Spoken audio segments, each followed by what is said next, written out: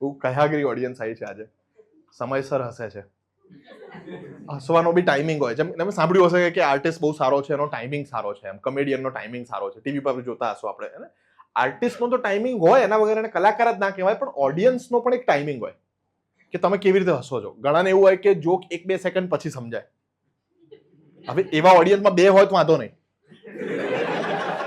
પણ એવા ઓડિયન્સમાં 20 હોય અને ઓડિયન્સમાં ટોટલ 65 હોય તો પેલા 45 હશે, પણ 20 જણા શાંત હોય એટલે આ 45 ઈગો પર લઈ લે કે એવું તો કઈ અમને ફની ખાસ લાગ્યો નતો. અને પ્રોબ્લેમ એ છે પેલા 20 ને ફની નહીં લાગ્યું એવું નહીં, એને મજા આવી છે પણ 2 સેકન્ડ પછી હશે, એટલે હું નેક્સ્ટ જોક ચાલુ કરું એ વચ્ચે હશે, એટલે કોર્ડિનેશન જામે જ નહીં, તમે સમજો. પણ તમે લોકો સમયસર હસો છો. અને જે 2-4 લોકો લેટ હશે છે એને મારી એક નાનકડી, હું નામ નહીં લઉં, પોઈન્ટ નહીં કરું, પણ નમ્ર વિનંતી, તમે જો લેટ હસો છો કે આટલા બધા લોકો હસે છે તો કંઈક સારું જ હશે, તો જોડે હસી નાખો ને. એમ સારું જ બોલતો હશે, એમ થોડી વાર રહીને સમજાશે તો ખરી, મારી ગેરંટી. હે ને? તમે અંદર અંદર કઈક વાત કરી, આ તો બેઠા જ ડરાવો એવી રીતે બેઠા છે. સિટિંગ લાઈક આમ કરીને હાથ આમ કે બોલ, આ 100 રૂપિયામાં પાવર છે, આ માણસ મારી 2900 ની ટિકિટ લે.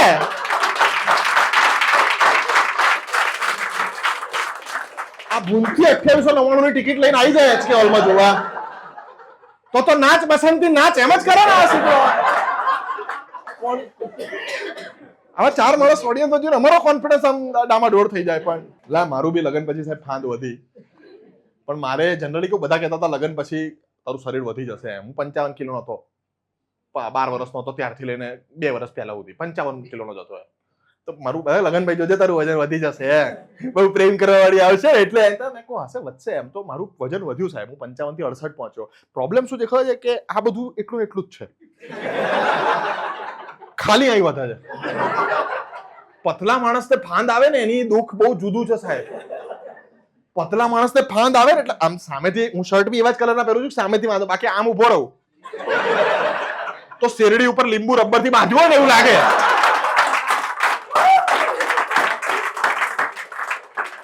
આ બંને લોકોને ક્યારનો એ જ વ્યૂ દેખાય છે. કેવું? અને 2-5 મિનિટ માટે ક્યાંય જતા હોય તો આમ બી આમ લિફ્ટમાં આમ ઉભા રહી જાય, મારે 2.5 કલાક આમ કેમ રહેવું? દેખ પાપા જો લીંબુનો ફોટો પાડ્યો, હવે હું આમ ફોટો પાડું, કેવા મતલબો નીકળે આના પછી. ખોટા ટાઈમે બૂમરેંગ ઓલો છો તમે બધા યાર. આપણે છેલ્લે સેશન કરીશું આખું બૂમરેંગ નું. એમ મારો એક જોક છે કે રિક્ષાની અંદર આમ માણસ છે ને 1.5 કિલો બહાર રાખે, આમ કરું ત્યારે જ લોકો ફોટો પાડે. શું મજા આવે? પાછા એક શહેરમાંથી બીજા શહેરમાં, એ તો સ્પેશિયલ જોવા જાય છે. આજ ઉદય આમાં 15 મિનિટ પછી કુલો આમ કરશે. પાસ ઓન કરું, કઈ સારું પાસ ઓન કર આગળના શહેરમાં. અમિત કુવાની કુલા મુવમેન્ટ પાસ ઓન કરો તમે. મતલબ ખરો આનો. અમીર ગરીબનો ફરક છે સાહેબ. એમ એના નામ મોટા હોય, એનું નામ ટૂંકમાં હોય. અમીર ગરીબનો ઝઘડો બી અલગ હોય.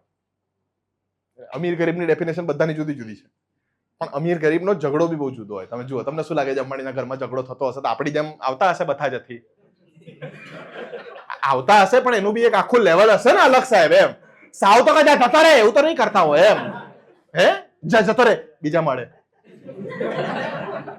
એવું કરતા હશે ને. એ લોકોનો ઝઘડો બી જુદો હશે. એમ તમે રોડ ઉપર બી જુઓ, બે મર્સિડીઝ ઠોકાય ને 2 અલ્ટો ઠોકાય, એમાં કેટલો ફરક પડે? પડે કે ના પડે? 2 મર્સિડીઝ ઠોકાય એટલે 2 જણા બહાર આવે, પહેલા તો 2 ઘડિયાળ આમ કરે કે મારી ટાઇટન તારી રોલેક્સ, મારી S સિરીઝ તારી, એમ આવું બધું કરે. એમ ભાઈ બહાર આવીને પછી યુ ઇડિયટ ત્યાંથી ચાલુ કરે, એટલે ખબર પડે કે ભાઈની મર્સિડીઝ પોતાની છે, ડ્રાઈવર નથી. કારણ કે મોઢામાંથી ગાડી ઠોકાય ભાઈ પહેલો શબ્દ ઇડિયટ નીકળે છે. બોલો હે ને? અને ઝઘડતા છેક છેલ્લે તારા પરિવારના ટાંટિયા તોડાવી દઈશ, આવું તો એનો સૌથી છેલ્લો વિચાર એના જીવનનો હોય કે એટમેક્સ શું કરું આફ્ટર FIR, મામા વકીલ છે, બધું પતી જાય પછી તારું ઘર સુધીને પરિવારના ટાંટિયા તોડાવી દઈશ, આવું છેલ્લે આવે. ગરીબ માણસની અલ્ટો ઠોકાય બહાર નીકળે, તારા બાપાને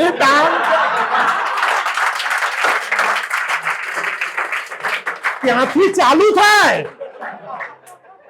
પતે ક્યાં ખબર છે કે ઇડિયટ, એનો છેલ્લો રિસોર્સ હોય કે લે અંગ્રેજી બોલ દીધું, હવે બોલ. અને પેલાને તારા બાપાને ટાંગનો જવાબ આવડતો હતો પણ ઇડિયટનો જવાબ ના આવડતો કે સારું ધ્યાન રાખજે એમ કરે. એના સિલેબસ બહાર હોય ઇડિયટનો શું જવાબ આપવાનો. બ્રેકમાં ઉધરસ ખાઓ, કેટલા સારા માણસો છો. પેલો ઉધરસ દબાઈને રાખે છે.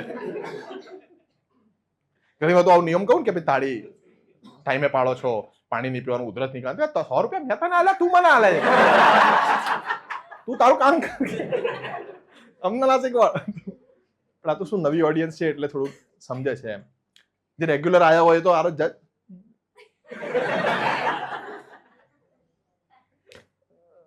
ડાઉટફુલ માણસ લાગે છે કે છે કોણ.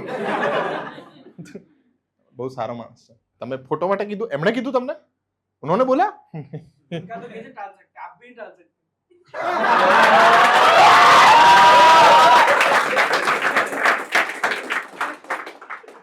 આ ઘરના છે બોલો બધા.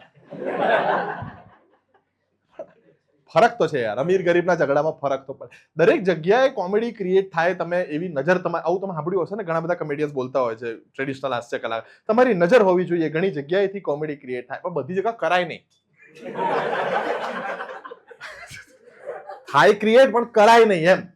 સૌથી વધારે જોક તમને ક્યાં આવે ખબર છે? જ્યાં ના આવવા જોઈએ.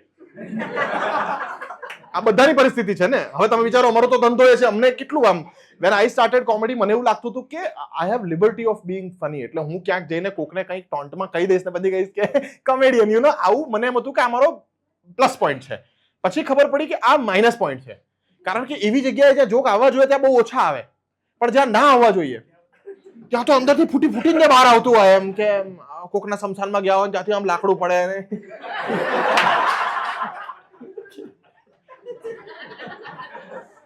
કાકા હવે બાઇસેપ કર્યો નતો, એમ નીકળતું હોય મોઢામાંથી, પણ બાજુમાંનો ભાઈબંધ બેઠો એના જ કાકા હોય, કહેવાય બી નહીં. કારણ કે આપણને જોક આવ્યો હોય ને આપણે ભાઈબંધને કહેવા દઈએ, પેલો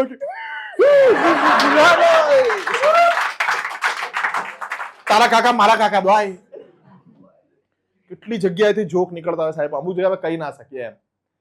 કેટલાક ઘરે જોક બનતા હોય અમારે, પણ ઘરના જોક લાવીને અહીંયા અમારે કોઈ બીજા ભળતા નામે કહેવા પડે, કાં તમારી સાથે ક્રાઉડ વર્ક કરતા કરતા તમારા નામે સંભળાવવા પડે એમ. બાકી આવા ઓબ્ઝર્વેશન કે ઓન ધ સ્પોટ થોડી આવતા હોય. માણસ ઘરનો એટલે ઘરનો આઈડિયા બધો આવતો હોય એમ. તમે જબરું. હું જરા લગ્નના કે આવા જોક કરું ને વાઇફ વિશે, traditional typical husband wife joke, મને એક્સપેક્ટેશન એવી હોય કે જે મોટી ઉંમરના લોકો દેખાય છે બધા જે ઘરડા, એ તાળીઓ પાડશે, અથવા તો એટલીસ્ટ જે ન્યુલી મેરીડ હોય તાળી નહીં. કુંવારા આને શું એવો અનુભવ અત્યારથી થઈ ગયો છે? કુંવારા સૌથી વધારે હશે હસબન્ડ વાઇફ જોક પર એમ. Speaking of husband wife jokes, આવો આવો બેસો, આવો. ટિકિટ લીધી? તમે કર્યો છે? સારું કે શો પ્રોડ્યુસર તને મેં પ્રોડ્યુસ કર્યો છે. આગળ આ પ્રોડક્શન ને એનું પ્રોડક્શન બધું આપણું. The best joke my father always say, જે એમના મતે બેસ્ટ જોક છે. કોઈ એમને પૂછે કે તમે કોણ, કે હું સ્ટેન્ડ અપ કોમેડિયન નો બાપ છું. અમિત ખોના ફાધર એવું નહીં, પણ લડી જ લેવું છે જીવનમાં. છે ને? લાગે ને તમને? ક્યાં વાત છે. એમના સો જુદા હો. એમના વિશે બે વાત કરીશું કે મને એક યાદ આવ્યું કે માઇક લઈને ચડી જશે. કલાકાર અંદરથી ભરેલા, અને અમે કલાકાર, મી માય ફાધર, જેટલા બી આર્ટિસ્ટ અહીંયા કોઈને કોઈ રીતે જોડાયેલા, કળા સાથે જોડાયેલા હોય, તો આર્ટિસ્ટ જેટલા બહાર પોપ્યુલર અને સન્માનનીય હોય ને, એટલો ઘરમાં એની ઇજ્જત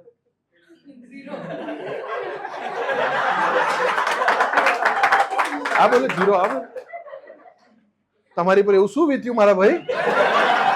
બોલે આને કઈ રીતે ખબર હશે કે કલાકારની ઘરમાં ઇજ્જત ના હોય? કોક બાજુમાં અંકલ હશે કે જે બાર ઓર્કેસ્ટ્રામાં ગાવા જતા હશે, ઘરે કે બારા ઓછા ભાઈ, આને બારીમાં જો ઓબ્ઝર્વ નહીં કર્યું હોય, કાં તો પ્રોગ્રામ પહેલા મને અંદર મારી જોયું મોડા આયા ને, તમે જોયું નતું ને કઈ. હું શિક્ષણ મંત્રી સાહેબના હાથે મને બેસ્ટ ક્રિએટિવ ટીચરનો એવોર્ડ મળ્યો હતો. લઈને હું ઘરે આવ્યો બધું, શિક્ષણ મંત્રી જેવો લઈને આવ્યા કે પોતું મારું બહાર નીકળ. આપણને એમ થાય આ ઘરમાં નથી રહેવું. જા બહાર ગયો, પપ્પા બહાર ઉભા હતા, હું કચરાનો બેઠો છું, બોલ કે